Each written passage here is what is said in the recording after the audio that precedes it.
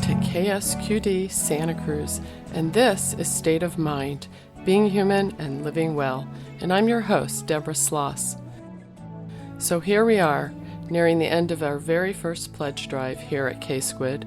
Did you know that 90% of our funding comes from individual donors like you? And just to operate the station, it costs us $5,800 a month. You've been listening. You hear the value of what we're doing here at K-Squid. We're representing the many voices of our community and offering relevant and locally oriented news, information, and music. If you found value in just one of these State of Mind shows, or anything else you've heard here on KSQD 90.7 FM, let us know by lending your support and becoming one of our K-Squid Founders Circle members. So pick up your phone now and let us know you're listening and you support what we're doing. Call 831-900-5773. That's 831-900-KSQD, or go to the donate button on your website at ksqd.org. This is State of Mind, Being Human and Living Well. I'm your host, Deborah Sloss, licensed marriage and family therapist, and along with my guests, we're going to be talking about the intersection of substance use and mental health. According to a 2014 National Survey on Drug Use and Health, 7.9 million people in the U.S. experience both a mental disorder and a substance use disorder simultaneously. More than half of those people are men. These co-occurring disorders are often referred to as dual diagnosis, and recovery is complicated by the ways in which each condition affects the other.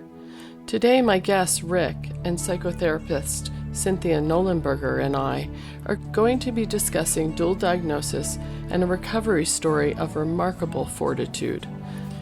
For those of you who have listened to previous State of Mind shows, you may know that we frequently discuss the pervasive stigma associated with mental health issues. And yet, mental illness touches most of our lives, either directly or indirectly through family and friends. Part of the mission of this show is to try to reduce that stigma by creating a forum for real people to share their very human stories about mental illness and how it's impacted their lives.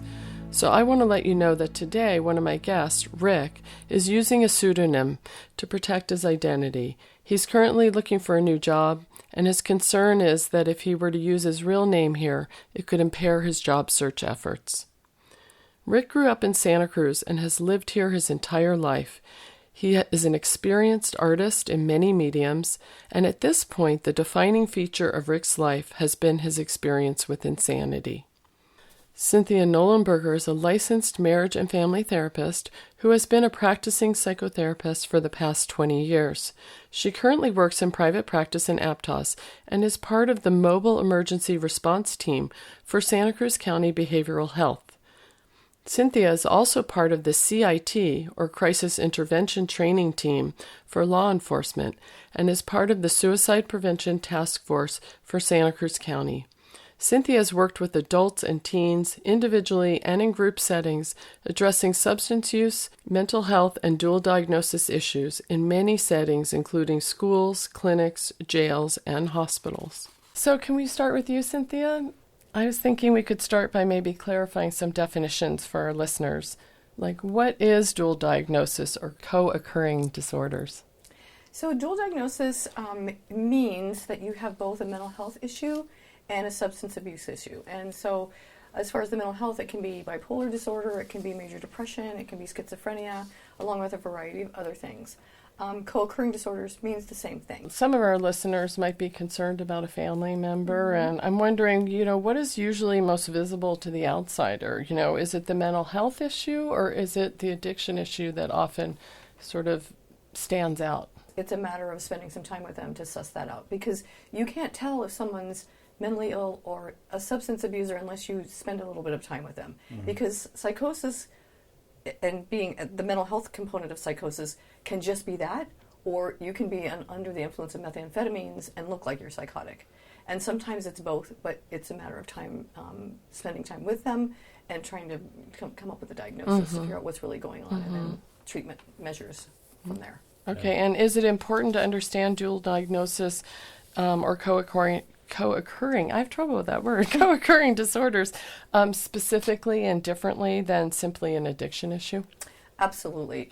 Because what happens is with people who have, so say someone has a trauma as a child, that puts them in a vulnerable position. One, to become, for example, to have depression, or if they have trauma in their family because the family has a history of mental illness, that is another component that can weigh in. So it's again a matter of sussing it out and seeing, like, getting their history, finding out what's happened in their family. Is there addiction in their family? Is there mental health issues in their family? With trauma, then that sets up a situation where somebody could likely become substance abusers because they don't feel good inside, because there's trauma that's not been dealt with. And even when people work with it a lot, it's still pervasive, and it still haunts them oftentimes. Yeah.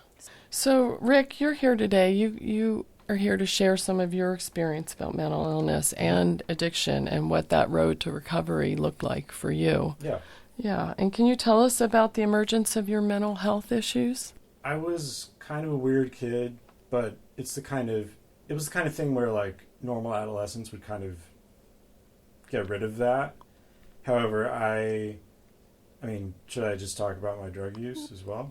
Yeah, I mean, Okay. how old were you when you started to recognize some symptoms either of the drug use or of the mental illness? Well, I mean, when I was a kid, I would, like, wander around the schoolyard singing to myself and stuff, which, like I said, can become normal later on. I just never had that get normal because I took a very large dose of hallucinogenic mushrooms at, I think, 16, might have been 15, and just went totally crazy.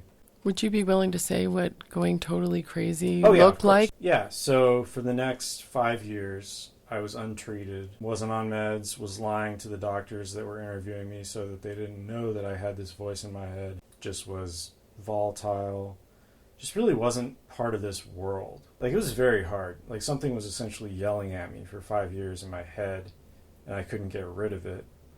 And but then again, there were, like, all these cool aspects of it. Like, if you're distracted from the real world, you're kind of, like, you don't have to be a part of society.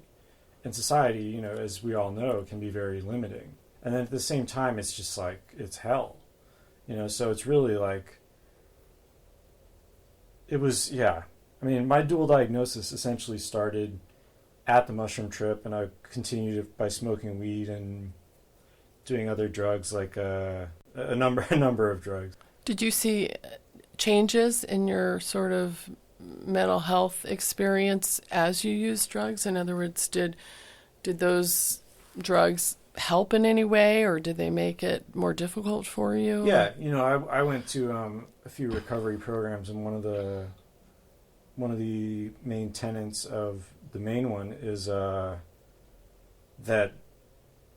drugs are a solution that then become the problem. Because a lot of people in recovery, like, have huge issues that are underlying, and then they eventually realize that drugs aren't the answer and that they're actually making them worse. Cynthia has lots of experience working with folks, and I'm wondering, as you listen to Rick, is there anything in his story that seems familiar to you, or that you commonly, hear with other people that you've worked with struggling? I saw this knowing look on her face the whole time I was talking, yeah. Yeah. Yeah, for sure. And as you described yourself as a child, and you said you were kind of a weird child, and things weren't, like, you didn't see yourself as the same as other kids. Yeah. I wonder what played into that experience of you deciding to use drugs because of that. I think that did play a role. You're onto something there. I was kind of running away from it wasn't so much a difficult home life as it was like my parents didn't know what to do with me. And so it was kind of like sort of like feeling alone in a way where I was supposed to be welcomed. And that definitely played a factor in me turning to drugs, like, wholeheartely.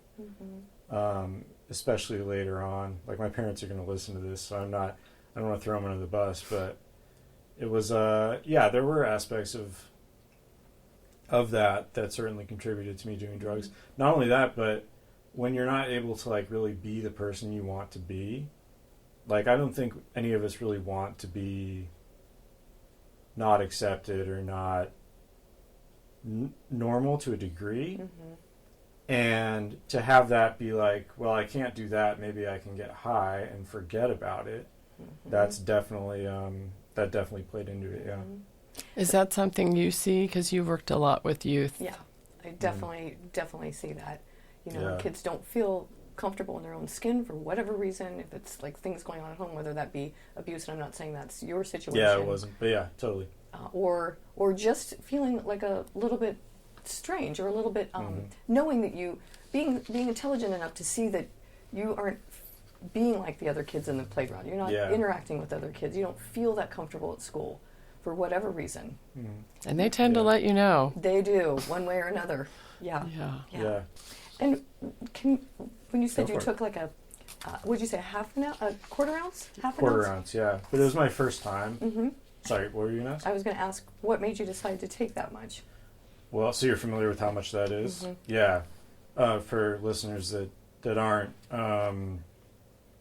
probably what they call a half-eighth, which is obviously a 1/16 of an ounce, is kind of a beginner dose, I would say. And then your average dose for someone that's taken mushrooms before is about an eighth.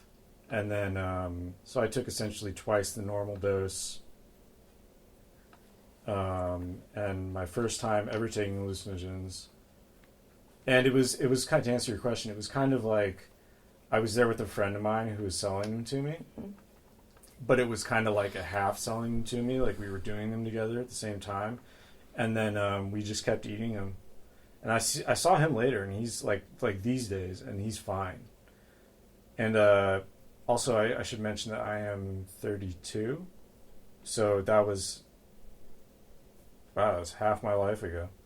But so that's just for people to understand, like, that's how long ago this was. And yeah, I don't know, it was And are you still dealing with the effects of that? I mean, oh yeah, every day. That's what I mean, yeah, we can get into that. Yeah. I am on lots of medication, so I'll probably be taking that for my whole life. So there's probably the biggest thing affecting me now.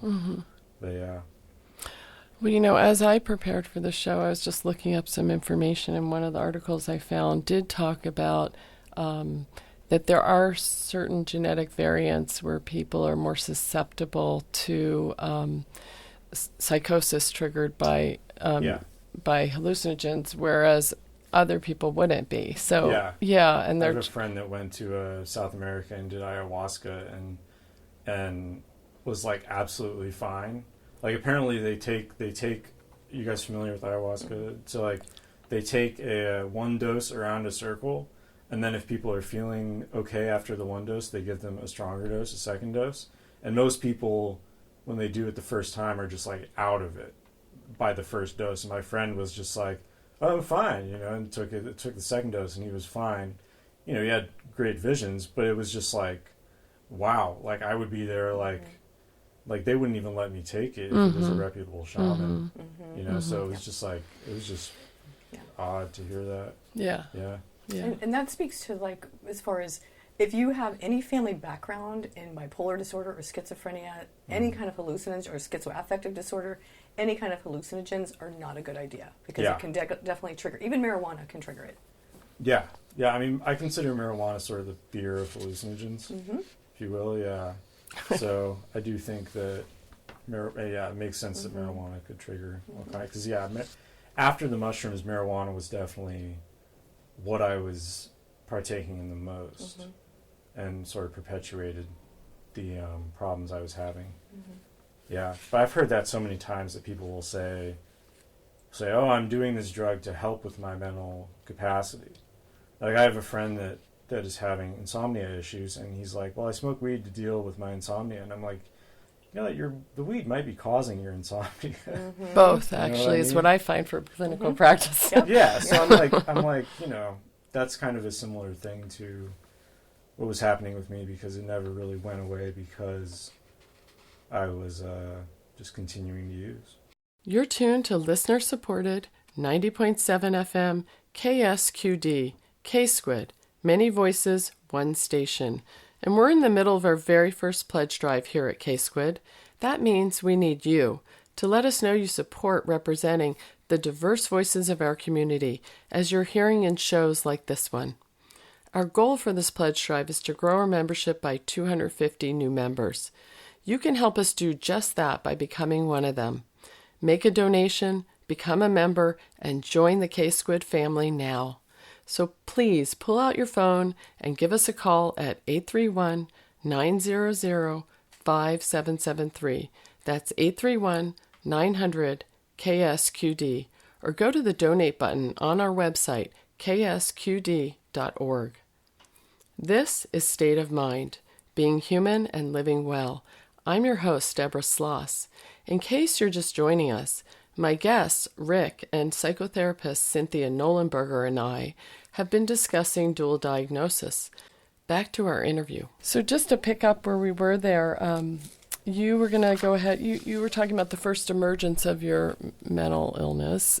Yeah. Yeah, and then do you want to say something about, what happened from there? You started having these voices. You were, you said lying to, your care providers, not really letting them know about that. But something must have shifted at some point, because you're sitting here with me talking about it now and from a very different perspective. Yeah, I think that, and this is a really important kind of unique thing in my experience, is that I was never arrested. I was never forced into mental health, into a mental health facility or a situation like that. And eventually I was just like, this is, just to be real, it was like either suicide or look for help, because it was that bad. Like, I was like, and I just kind of weighed those options, and it was kind of like, well, if I die, then I don't have the chance to look for help. Whereas if I look for help, there's always that option. But, now it's pretty far from my mind, suicide. But at the time, it was just like, well, I could either ask for help or I could just give up. And I think that was really important. And anyone out there that's sitting with insanity that they're not really comfortable with talking to people about, I would encourage them to kind of weigh, hopefully you're not considering suicide, but just like, help is out there. And if you look for help, it is completely different than like people trying to force something on. And there's nothing wrong with like people forcing things on you, because sometimes that will help you, but it definitely creates a different reaction to it, especially when you're younger. If someone tells you take this, you're probably not going to want to take it.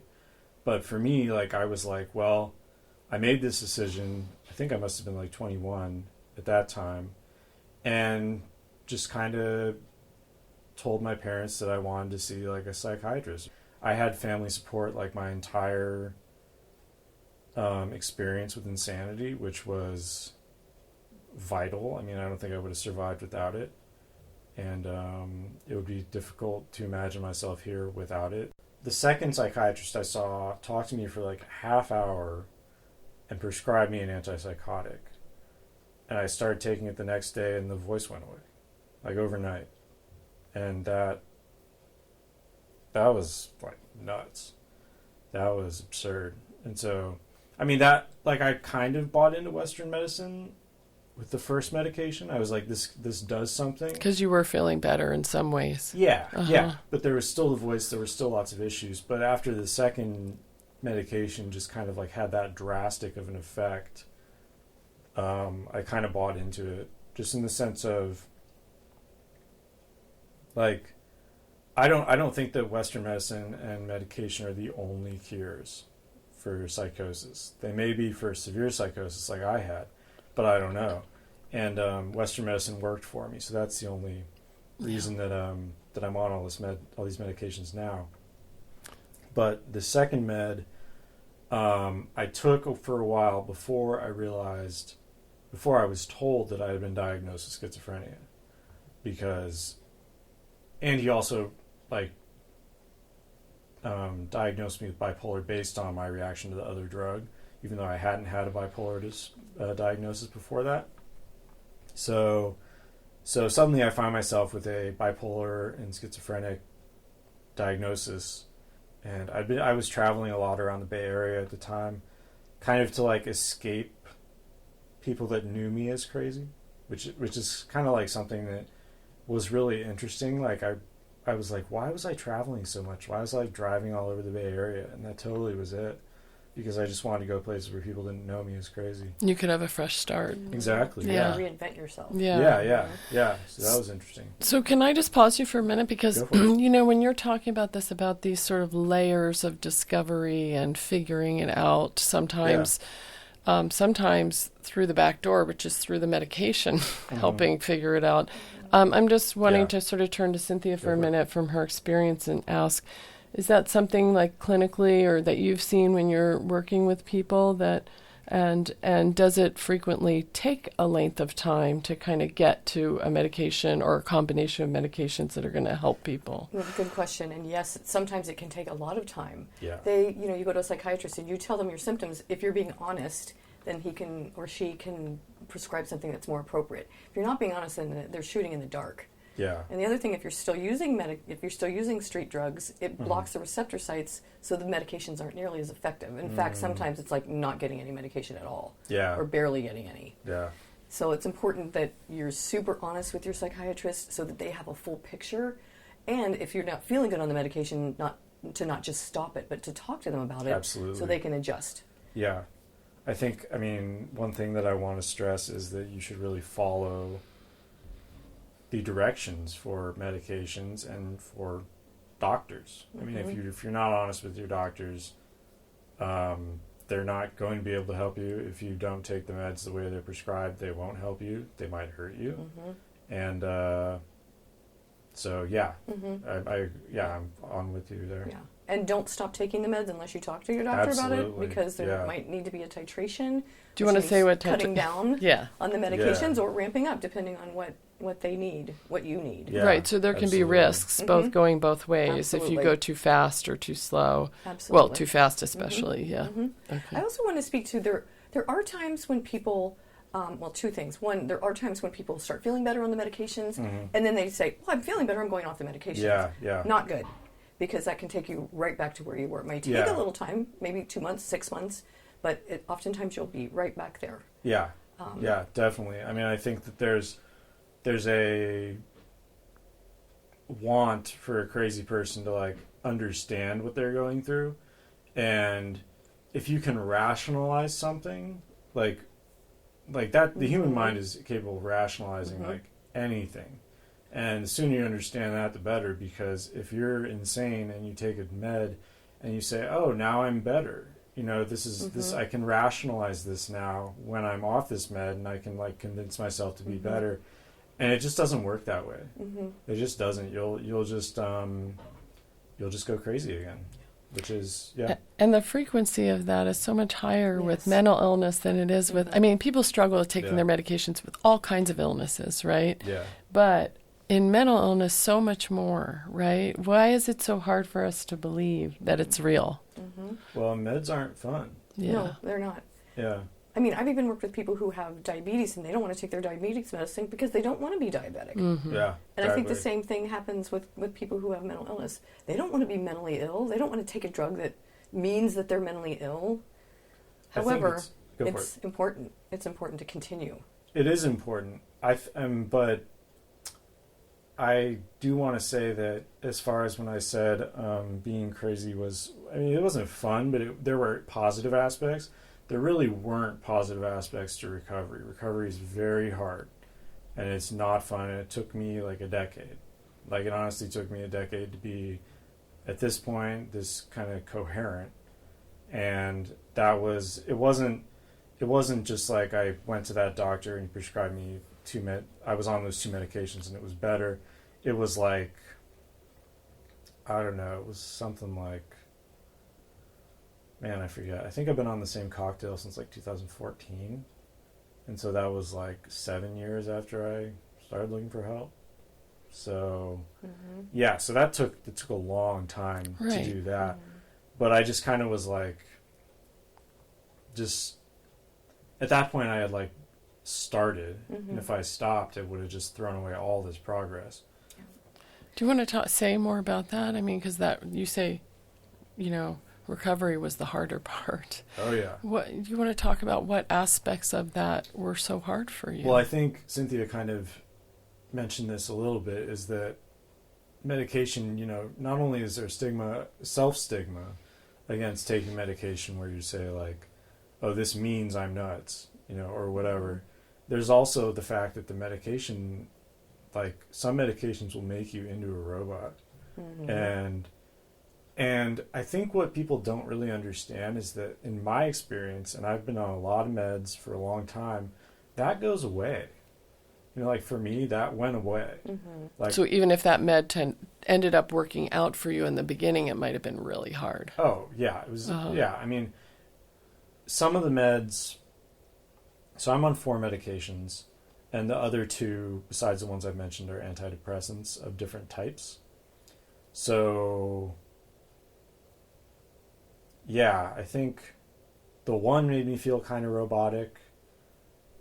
I think the antipsychotic didn't make me feel that robotic, but the 2 antidepressants definitely did. But yeah, I liken it to kind of having like when you grow up, you build sort of your personality like a house, and you have kind of like a foundation, and the foundation in a lot of cases is like your family, people telling you who you are, and you kind of build a personality on that. And taking the medication for me just wiped everything off the table. It's a raw foundation, and I had to build everything back, and I really had to get a consistent cocktail to do that in the first place. It was really tricky to stick with it, honestly, because I just kind of knew it would get better for some reason, and it did, so I wasn't wrong. But yeah, it was very difficult to sort of be no one for a while, and to be kind of like, but then again, I kind of was when I was on street drugs as well. So looking back, it wasn't that much different, but it was still sort of like building yourself from nothing is very difficult. And part of that may have been because I was still on drugs street drugs when I was taking my medication for like years. So that actually probably had a lot to do with it. I mean, I only consider myself sober like a few months. After all these experiences, I was still on the medication. So it's kind of like with the dual diagnosis, instead of it being drugs and insanity, I sort of got rid of the insanity while I was still on drugs. That was the longer road for you. That was, I think that was the longer road. Is that something that happens? Yeah. Yeah. I would say more often than not, people realize in the process that they've got to stop drinking or using in order to get clarity, right? And in order to move forward. One of the things I wanted to mention before is that sometimes people can go off antipsychotics and antidepressants, but if we're talking about let's speak on antipsychotics just for a minute, because they can go off antipsychotics if they, and I'm sure you both have seen A Beautiful Mind, if they realize that what's going on and those voices are just those voices, and they can say to themselves, okay, I know what that is. That's just my voices, and I'm not going to listen to them. I understand what they're saying. I see what's going on. I'm going to keep moving forward in my life. There are people who can do that. It's rare. Yeah. I couldn't do that. There's no way I could do that with the monkey on my back. Yeah. And schizophrenia is a funny animal too, because it's like there's like 25% of people who are schizophrenic have one episode and they never have another one. 25% Really? Wow. have episodes and go on medication, and they can be back to not having hallucinations or auditory and visual situations. And then another 25% with medication, it still doesn't help, and another 25% is somewhere in the variables. Yeah. Or sometimes it helps with other factors of it, like the anxiety or the depression, but not always getting rid of all the voices. That's right. That's what I've kind of heard from people.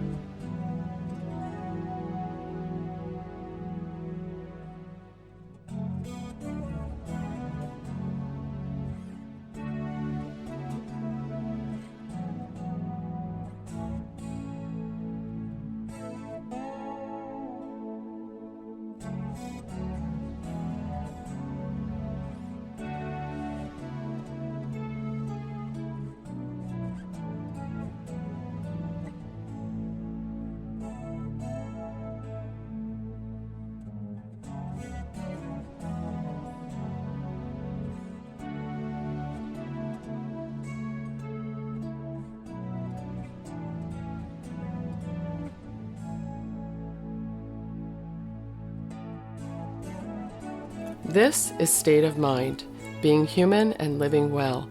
I'm your host, Deborah Sloss. In case you're just joining us, my guests, Rick, and psychotherapist Cynthia Nolenberger and I have been discussing dual diagnosis. That's when someone suffers from both mental health and substance use problems at the same time. Back to our interview. I'm just humbled as I sit here and think what a road you've been on, and, just how challenging and how lucky in so many, you've said at multiple points you feel lucky that you are here. And were there, when you said the recovery was really hard, or making the decision even to get help, were there people, you said there are people to talk to, were there people you talked to or that really made a difference, helping you kind of keep making that decision to take better care of yourself? There are a few levels of what helped me. And the first one was me, I just kind of have a tenacity to survive. That's also in my family. My grandmother, when she was older, would just get injured over and over again and just heal through these crazy injuries. And it was wow, you really want to stay alive. And so I kind of got that probably from some part of my family. And then probably my parents, because without my parents' continued support, if you're on the street or if you don't have access to good doctors, your chances are lower unless you do have that tenacity to a degree. And then I would say my therapist was probably the third most important thing, and then I'd say privilege, just white privilege, male privilege would be the fourth, because I was wandering around the west side really late at night, in a hooded sweatshirt with a skateboard, and if I had been black, you never know. It's not necessarily like anything would have happened, but it's definitely it certainly helped me that I was the kind of person anyone would look at, white would look at and be oh, this person's not a threat, because I did a lot of sketchy things, and I just don't know that would have been the same if I wasn't white, if I wasn't a guy. And so, certainly women get taken advantage of a lot more than guys do. So, sort of lucky in those ways. Mm-hmm. But so those things I think helped me the most get through it. Can I ask, what was the turning point for you to stop using drugs? It's a really good question. Maybe when the formula shifted in that drug we were talking about, painkiller, and I've made all this progress towards sanity, and then it just built this momentum, and I really just was okay, if I stop now, I'm giving up all this. So I think the longer I stuck with it, right now, taking a bong rip would just be absurd. I would go back to some level of insanity, and it would take me months to recover. And I'm just do I really want to do that? I like drugs. I love drugs.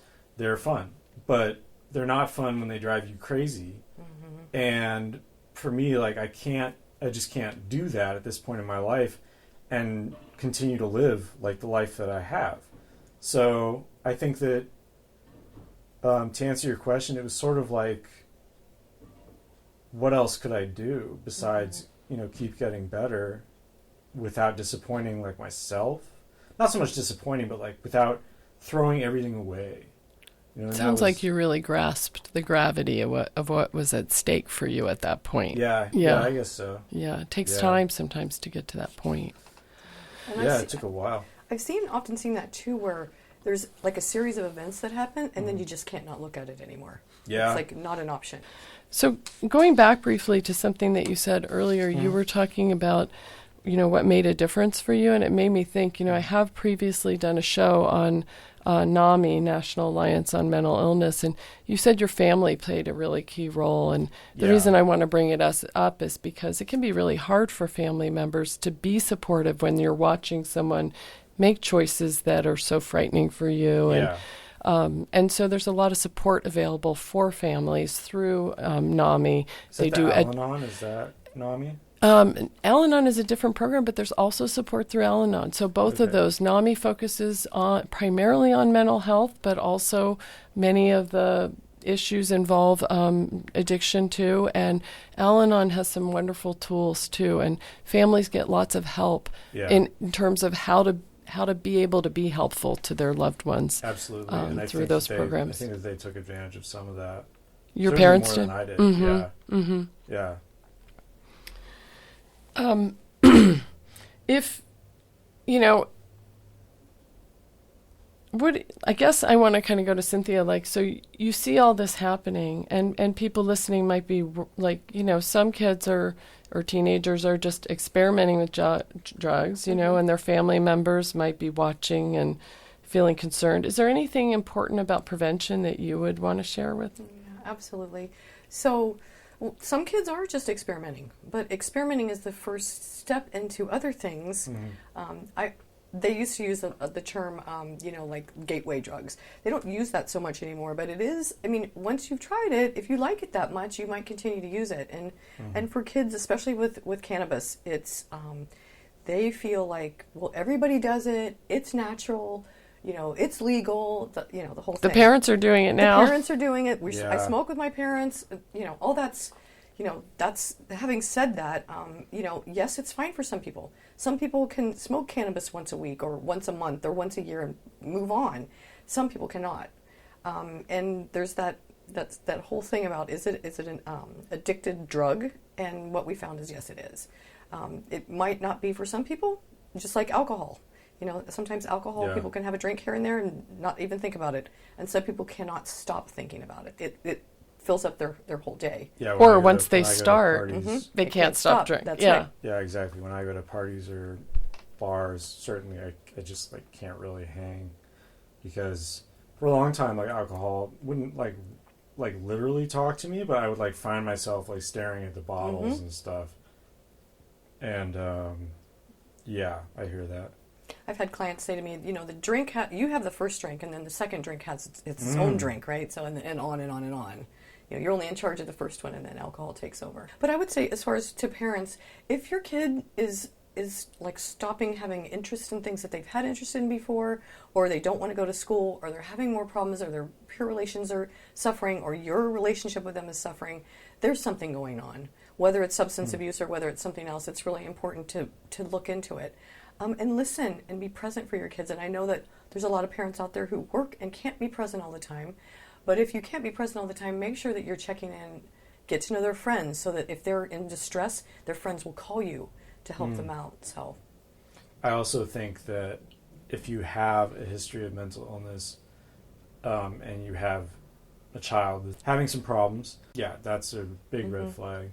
When you say that's a big red flag, how would you say? Oh, I just meant what you were talking about. If you also have a history of mental illness in your family, then you need to be especially vigilant. I see, because they're at higher risk. Just pay really close attention. Personally, I'm not going to have children because this is hereditary. And kind of your kids are people you care about, your grandchildren are people you care about, and I don't want anyone that I care about going through this. So that's sort of something for me. But I think the carrier thing that you meant, I consider it carrier, where you have a gene that then if you trigger it, that's insanity. And I think that's something that, definitely is real. And I want to speak to that point too. I think that's super important, that if you know that there's that family risk, or that you're biologically loaded, that have that conversation with your kids. Yeah. Because knowledge is power. So if they know, if I drink, this could happen, or if I use, this could happen, then they have that information. If you don't give it to them, they're like, well, why didn't you tell me? Yeah. They don't always Absolutely. use it right away. No. But it's still important that they have That's right. it. Yeah. That's right. And just speaking to parents out there, kids at 15, 16, 17, they think they know everything, and they really don't. And usually when kids are a little bit older, they're like, oh, wow, I didn't know anything. I thought I knew everything. I didn't know anything. So just know that, you're up against that, and they've got one foot in the kid world, one foot in the adult world, and they're trying to navigate that. And so they want to try to be as adult as they can, but oftentimes they're not. They can't be, because their brains aren't developed at that point. As far as drugs, like, be careful with hallucinogens, and that includes marijuana. Just like be very careful, like be a scientist about it. Don't just dive in. And then as far as like opiates are not just, they're like the most beautiful girl you never want to date. I totally hear what you're saying. I love that analogy too. I often, in working with people, especially working with older people like adults who had at least have the experience of having a relationship, whereby it does become your primary relationship. Yeah. It is the relationship that you're having. Yeah. So in working with them, as far as in substance abuse treatment, I often ask them to write like a Dear John letter or a Dear Joan letter. A breakup letter? That's right. That's right. Yeah. And it's really eye-opening because it's like, wait, oh my gosh, they're not good for me. Yeah. Yeah. And if you could totally. Even while a part of me still loves them. That's right. Yeah. Love them. Yeah. Which is what you've spoken to today, definitely. Yeah. You're tuned to listener-supported 90.7 FM KSQD, K-Squid, Community Radio for the Monterey Bay. And we're in the middle of our very first pledge drive here at K-Squid. So while becoming a sustaining member would help us know we can pay our monthly bills, donations of any size do help us keep the station and shows like this going. So let us know that you're casting your vote for responsible, independent, community-oriented news, information, and entertainment. So please pull out your phone and give us a call now at 831-900-5773. That's 831-900-KSQD, or go to the donate button on our website, ksqd.org. This is State of Mind, being human and living well. I'm your host, Deborah Sloss. In case you're just joining us, I'm joined by Rick and psychotherapist Cynthia Nolenberger, and we're talking about dual diagnosis, or co-occurring disorders. Back to our interview. One of the great things that happened just this last year, starting January of 2018, is Medi-Cal now is available for people to get drug treatment. That was not the case before. We had drug Medi-Cal, but it was only to serve youth as a preventative measure. But last year, for people on Medi-Cal, you can now get drug treatment through Medi-Cal. Street drug treatment. Oh, that's okay. Yeah, sure. Right. So if you're having both a mental health and an addiction issue, you can get help for That's that. right. And a lot of hospitals, it's huge. A lot of hospitals also do that, or dual diagnosis treatment centers. There are several in the area. Janus does drug treatment, and so El Camino does IOP level of care, which is intensive outpatient, and they have dual diagnosis, they have substance abuse, they have mental health treatment for adults and children, or teens, I should say, not children. And all of that is available through insurance-driven means. And if you're questioning it, you can definitely go to your physician, your primary care physician. They know about these facilities. You can also call your insurance company and let them know what you need, and they'll give you a list of providers that offer those services that are covered under your policy. I think that's super important. And then some families choose either to send their loved ones to some place where they feel really good about, like the Bill Wilson Center, or to Malibu, or there's places in Arizona. These are like residential treatment centers that's you're right. talking about. That are very expensive, but if that's what your family wants to do for you and they're willing and able to do it, that's great. Yeah, because they can afford it. That's right. Is it common that in young adults or teenagers that the addiction kind of is out in front? Like that's what you see? Of course. Because the mental issues are still sort of emerging. Sometimes mental illness doesn't start rearing its head till 18, 19, 20, 21, 22. I mean, that's like the place where it starts to really get bigger. However, oftentimes puberty is an onset. So then it starts growing, and again, kids don't necessarily know what's going on. They know they don't feel good. They know they don't feel like going to school or seeing their family or seeing friends. They don't know why. Oftentimes, then they go to online sources whereby they get connected with friends who live in another country, and that becomes their whole world, and they just close everything down and into that because they're so distressed and they don't know what's going on. And then if anybody introduces any kind of substances to them, it's on because it makes them feel different. Of course, you're going to get a bump up of dopamine and serotonin, and it's going to make you feel better. That's what happens. That's why you don't feel good when you're when you're having, especially depression or bipolar disorder. So with the onset, when you start using drugs, it makes you feel better, at least for a short period of time. So then it's like, then that reinforces we have this mechanism in our brain when something works good for us, including eating. It's a very old mechanism. Yeah. We keep doing it. So it's a reinforcement. So you're kind of getting doubly reinforced, right? Because you've got these medications that make your body go into withdrawals, and at the same time your brain's got this function going, oh, that feels good, let's do it again, let's do it again, let's do it again. So speaking to part of what you said, I would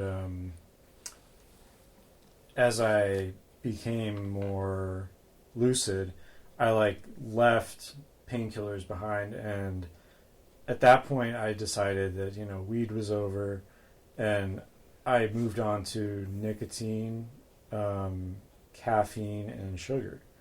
And those, to me, were I've been off drugs for probably 4 years or something. I really didn't consider myself sober until a few months ago because I quit caffeine and quit smoking. And there's some research that came out recently. I'm not sure if you guys are familiar with it, that cigarettes are causal for schizophrenia. I know that they go together, and that about 90% of people with schizophrenia smoke cigarettes. Yeah, and I think that I found that when I quit cigarettes, it severely made schizophrenia better. When I left painkillers, I went to caffeine and was drinking 800 milligrams a day, something like that, which is 8 cups of coffee, something like that. And so, yeah, it was a hard drug, and it's easy to treat anything like a hard drug if you've been doing hard drugs. But I will say that I didn't OD on caffeine, and it actually worked as far as a replacement that then I was able to wean myself off. Right. Whereas with something like painkillers, sometimes you just don't have the chance to wean yourself off. Right. And so... Well, they call that kind of a harm reduction approach, exactly, I believe, exactly. where you might replace one thing with something else that has less severe consequences for you. But it's still, caffeine cost me a few jobs, I think, and it's just it can still make you very psychotic or, give you some symptoms. Mm-hmm. So it's not, I don't know. But just point being that that I went insane and became sort of a druggie at 16. And now I'm 32, and I consider myself kind of in the clear now, in the sense of if barring things going wrong, I'm okay. And it's a long time. Recovery took a long time. Yeah. Yeah. So I can also see what you mean by the cigarettes, though, because one of the things, the schizophrenia is caused by too much dopamine in our system. Mm-hmm. So if you're getting up and down, up and down, up and down when you're smoking cigarettes with dopamine. Yeah. I can see where that would throw all your chemicals off. Yeah. No, there's definitely a study out there. I think my psychiatrist read it and talked to me about it. It might be worth looking up. It was kind of eye-opening. It was sort of ridiculous. Well, we are coming close to the end of our time. Before we finish up, there's a couple questions I definitely want to ask. If you were going to say, if there was one thing that you know now that you wish you had known, and you can name the age at a specific age, what would it have been?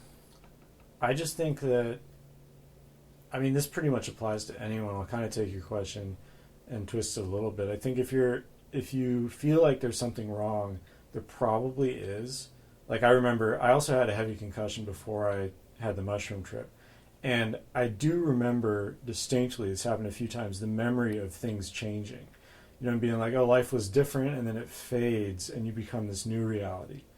And if you experience that, it's real, and you definitely need help. And, you shouldn't, I guess my advice to someone would be, look for help. Don't let a crisis happen so that help finds you, and sort of, if it's your choice to look for help, it's very different.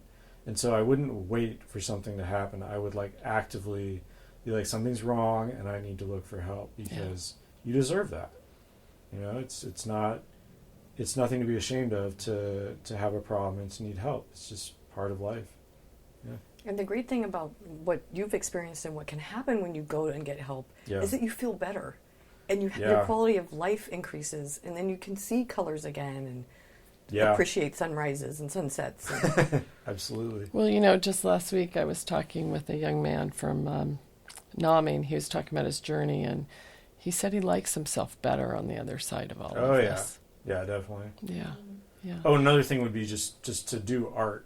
If you're stuck in a situation where you're kind of isolated or whatever, like, do art. It will get you through a lot of stuff. Like, I definitely learned a lot of what I know about music and writing, which are my two primary art forms, when I was isolated, when I was crazy. So yeah.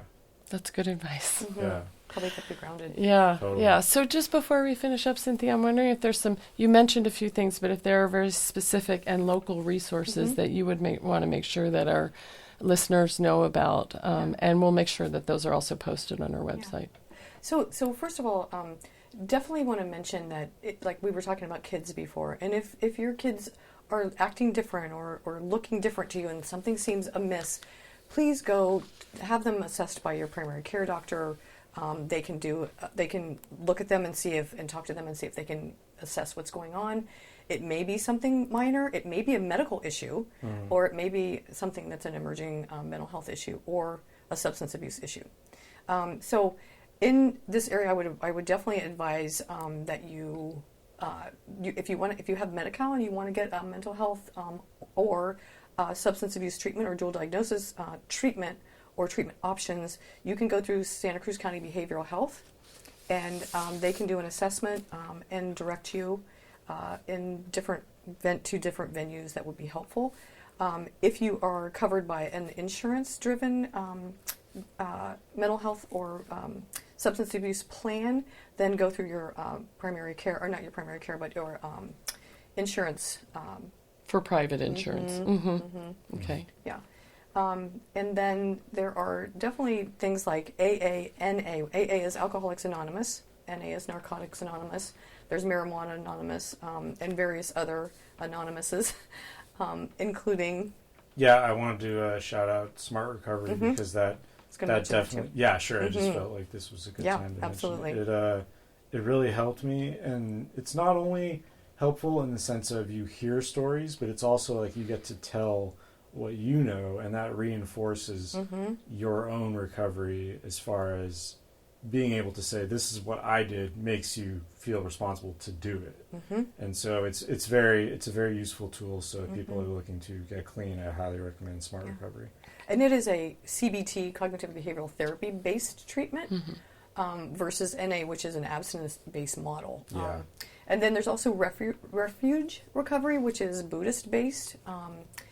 And as far as getting other help, there's residential level of care, there's partial hospitalization level of care, and there's intensive outpatient level of care. And then there's also just seeing a therapist. That can sometimes be the crux or the turning point. It's often I see people moving into careers because of the struggles that they've gone through to help other people, and that's pretty amazing when that can happen. Into their house, and they stopped drinking because they didn't want to get their child taken away. If you feel like you're suffering from mental illness and you feel like looking for help is hopeless or something, it's not. It's really, things can be cured. There's hope out there, and that, to take care of yourself and reach out, and that if you're struggling with mental illness, it's important to treat both mental illness and addiction, because one can trigger the other, and know that you're not alone. Others have struggled and changed their life for the good. Thank you again, Cynthia and Rick, for joining me today. Thank you for having me. Thank you. Thank you again to my guests today, Rick and Cynthia Nolenberger, and thanks to you for joining us here on State of Mind, Being Human and Living Well. I'm your host, Deborah Sloss. For more stories and conversations about mental health and wellness here on the Central Coast, join me on the first Sunday of the month from 6 to 7 p.m. right here at K-Squid 90.7 FM. All State of Mind shows seek to educate by featuring personal stories of mental health recovery and wellness, and the sharing of resources. So if you have a topic idea or you have a story to share, email me at debra.stateofmind@ksqd.org. Special thanks to my co-producer Lauren Fine for lending her technical expertise along with her general wizardry to help bring this show to you. Also thanks to acoustic guitarist Adrian Legg for composing, performing, and donating the use of our theme music. We're nearing the last few days of our very first pledge drive here at KSQD. So if you like what you've heard today, or any of what you've been hearing here at K-Squid, we need you to let us know by calling in and becoming a member of the K-Squid family.